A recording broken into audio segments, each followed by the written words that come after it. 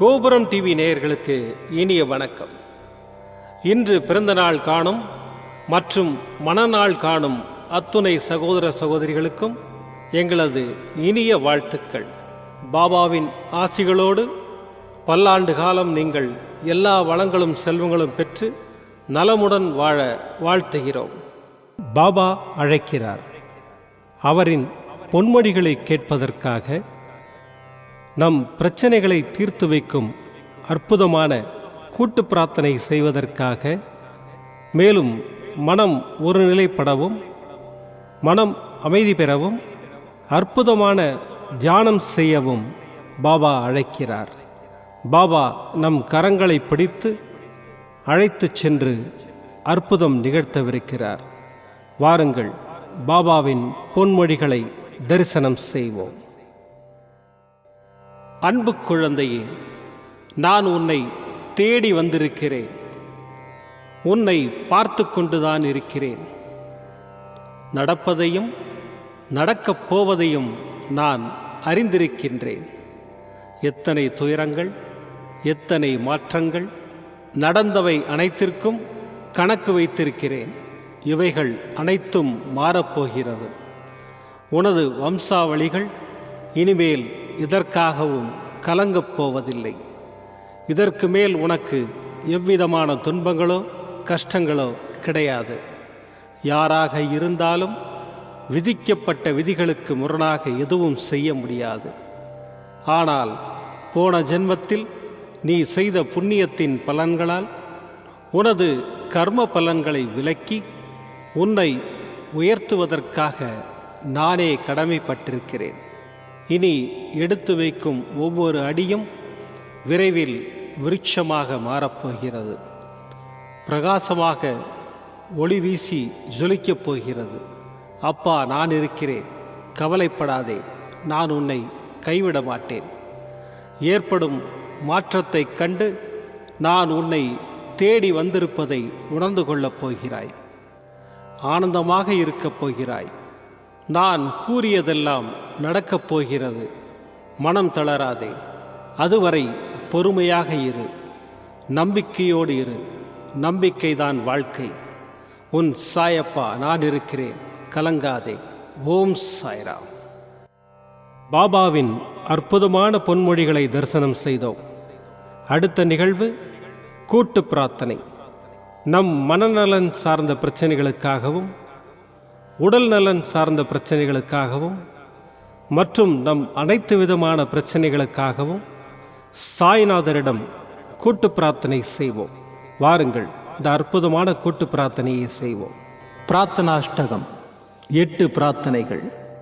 சாந்தமான மனம் கொண்ட சாயிநாதரே, அறிவின் சிகரமே, அன்புள்ளம் கொண்டவரே, கருணை கடலே, உண்மையின் இருப்பிடமே, மாயை என்னும் இருளை அகற்றுபவரே, ஜாதி மத பேதங்களுக்கு அப்பாற்பட்டவரே, எங்களின் புரிந்து கொள்ளும் திறமைக்கு அப்பாற்பட்டவரே, அன்பின் இருப்பிடமே, ஷீரடி வாழ் இறைவனே, என்னை காப்பாற்றும், என்னை காப்பாற்றும். ஞான சூரியனே, ஞானத்தை வழங்குபவரே, பக்தர்களின் மனங்களில் உலவிடும் பரமஹம்சரே, அனைத்து நன்மைகளுக்கும் காரணமானவரே, தங்களை சரணடைந்தவரை காப்பவரே, படைக்கும் தொழில் புரியும் பிரம்மாவும் காக்கும் கடவுளான விஷ்ணுவும் நீங்களே. 3 உலகங்களையும் யுகங்கள் முடிவில் தன்னுள் ஐக்கியமாக்கிக் கொள்ளும் ருத்திரனும் தாங்களே. நீங்கள் இல்லாத இடம் இந்த பூமியில் ஏது? எல்லாம் அறிந்த இறைவன் நீங்கள். எங்கள் எல்லோரின் இதயங்களிலும் வசிப்பவரும் நீங்களே. எனது எல்லா குற்றங்களையும் மன்னிக்க வேண்டும் என்று வேண்டி கேட்டுக்கொள்ளுகின்றேன். அலை அலையாய் தொடர்ந்து வரும் சந்தேகங்களையும் மனமயக்கங்களையும் போக்குவீராக. நீங்கள் கோமாதா, நான் பிறந்த இளங்கன்று. நீங்கள் சந்திரன், நான் சந்திரகாந்த கல். தங்கள் பாதங்கள் கங்கை நதி. பணிவுடன் இந்த தாசன் உங்கள் பாதங்களில் தலை வணங்குகிறேன். உங்கள் கைகளை என் தலைமீது வைத்து ஆசை கூறுங்கள். என் கவலைகளும் துன்பங்களும் பறந்தோடட்டும். இந்த கணு தங்களின் தாசன். இந்த 8 துதிகளையும் கூறி நான் உங்களை சாஷ்டாங்கமாக நமஸ்கரிக்கின்றேன். எனது பாவங்கள், துன்பங்கள் மற்றும் ஏழ்மை நிலை இவை யாவும் உடனடியாக விலகி ஓடட்டும். ஓம் சாய்ராம், ஓம் சாய்ராம், ஓம் சாய்ராம். அற்புதமாக கூட்டு பிரார்த்தனை செய்தோம். பாபா நம்முடைய கோரிக்கையை ஏற்று நிச்சயமாக நமக்கு அற்புதங்களை செய்வார் என்பது சத்தியம். இனி கண்களை மூடி பாபாவை மனதில் நிறுத்தி பாபாவின் அற்புதமான சக்தி வாய்ந்த மந்திரத்தை அனுபவிப்போம். ஓம் ஷிரடி வாசாய வித்மஹே சச்சிதானந்தாய தீமஹி தன்னோ சாயி பிரச்சோதயாத். ஓம் ஷிரடி வாசாய வித்மஹே சச்சிதானந்தாய தீமஹி தன்னோ சாயி பிரச்சோதயாத். ஓம் ஷிரடி வாசாய வித்மஹே சச்சிதானந்தாய தீமஹி தன்னோ சாயி பிரச்சோதயாத். ஓம் ஷிரடி வாசாய வித்மஹே சச்சிதானந்தாய தீமஹி தன்னோ சாயி பிரச்சோதயாத். ஓம் ஷிரடி வாசாய வித்மஹே சச்சிதானந்தாய தீமஹி தன்னோ சாயி பிரச்சோதயாத். ஓம் ஷிரடி வாசாய வித்மஹே சச்சிதானந்தாய தீமஹி தன்னோ சாயி பிரச்சோதயாத். ஓம் ஷிரடி வாசாய வித்மஹே சச்சிதானந்தாய தீமஹி தன்னோ சாயி பிரச்சோதயாத். ஓம் ஷிரடி வாசாய வித்மஹே சச்சிதானந்தாய தீமஹி தன்னோ சாயி பிரச்சோதயாத். ஓம் ஷிரடி வாசாய வித்மஹே சச்சிதானந்தாய தீமஹி தன்னோ சாயி பிரச்சோதயாத். ஓம் ஷிரடி வாசாய வித்மஹே சச்சிதானந்தாய தீமஹி தன்னோ சாயி பிரச்சோதயாத். ஓம் ஷிரடி வாசாய வித்மஹே சச்சிதானந்தாய தீமஹி தன்னோ சாயி பிரச்சோதயாத். ஓம் ஷிரடி வாசாய வித்மஹே சச்சிதானந்தாய தீமஹி தன்னோ சாயி பிரச்சோதயாத். ஓம் ஷிரடி வாசாய வித்மஹே சச்சிதானந்தாய தீமஹி தன்னோ சாயி பிரச்சோதயாத்.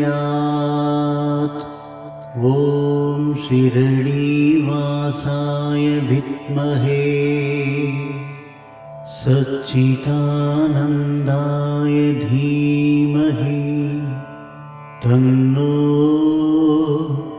साई प्रचोदयात्। ॐ शिरडीवासाय विद्महे सच्चिदानन्दाय धीमहि तन्नो साई प्रचोदयात्। ॐ शिरडीवासाय विद्महे सच्चिदानन्दाय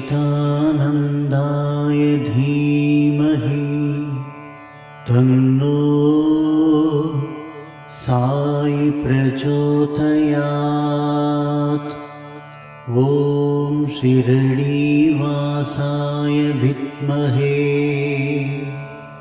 सच्चिदानन्दाय धीमहि तन्नो साई प्रचोदयात्। ॐ शिरडीवासाय विद्महे सच्चिदानन्दाय धीमहि तन्नो साई प्रचोदयात्। ॐ शिरडीवासाय विद्महे सच्चिदानन्दाय धीमहि तन्नो साई प्रचोदयात्। ॐ शिरडीवासाय विद्महे सच्चिदानन्दाय धीमहि तन्नो साई प्रचोदयात्। ॐ शिरडीवासाय विद्महे सच्चिदानन्दाय धीमहि तन्नो साई प्रचोदयात्। ॐ शिरडीवासाय विद्महे सच्चिदानन्दाय धीमहि तन्नो साई प्रचोदयात्। ॐ शिरडीवासाय विद्महे सच्चिदानन्दाय धीमहि तन्नो साई प्रचोदयात्। ॐ शिरडीवासाय विद्महे सच्चिदानन्दाय धीमहि तन्नो साई प्रचोदयात्। ॐ शिरडीवासाय विद्महे सच्चिदानन्दाय धीमहि तन्नो साई प्रचोदयात्। ॐ शिरडीवासाय विद्महे सच्चिदानन्दाय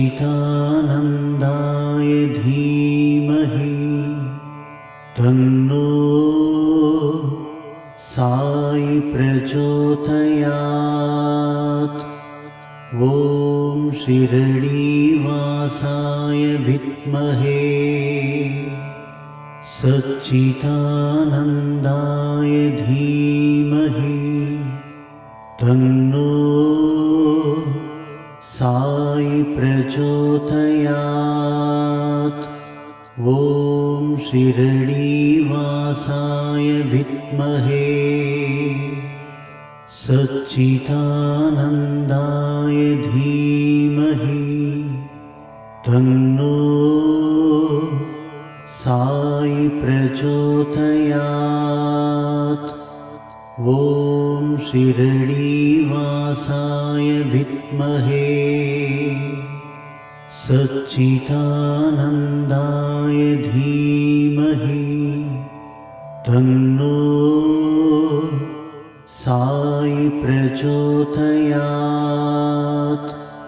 ॐ शिरडीवासाय विद्महे सच्चिदानन्दाय धीमहि तन्नो साई प्रचोदयात्। ॐ शिरडीवासाय विद्महे सच्चिदानन्दाय धीमहि तन्नो साई प्रचोदयात्। ॐ शिरडीवासाय विद्महे सच्चिदानन्दाय धीमहि तन्नो साई प्रचोदयात्। மீண்டும் நாளை காலை இந்த அற்புதமான பாபா அழைக்கிறார் நிகழ்ச்சியில் சந்திப்போம். நன்றி, வணக்கம். விதம் விதமான பக்தி நிகழ்ச்சிகளை உங்களுக்காக தந்து கொண்டிருக்கிறது உங்கள் கோபுரம் டிவி. உங்களுக்கு பிடித்த நிகழ்ச்சிகளை லைக் செய்யுங்கள், உங்களுக்கு பிடித்த மாணவர்களுக்கு ஷேர் செய்யுங்கள்.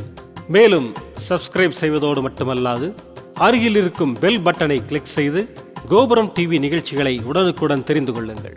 மற்றும் ஒரு மகிழ்ச்சியான செய்தி, கோபுரம் டிவி ஆப்பை கூகுள் பிளே ஸ்டோரில் ஃப்ரீ டவுன்லோட் செய்து கோபுரம் டிவி நிகழ்ச்சிகளை தொடர்ந்து கண்டுகளியுங்கள், பாருங்கள், ரசியுங்கள், பரவசமடையுங்கள். gopuramtv.com பக்தி பக்திமயம்.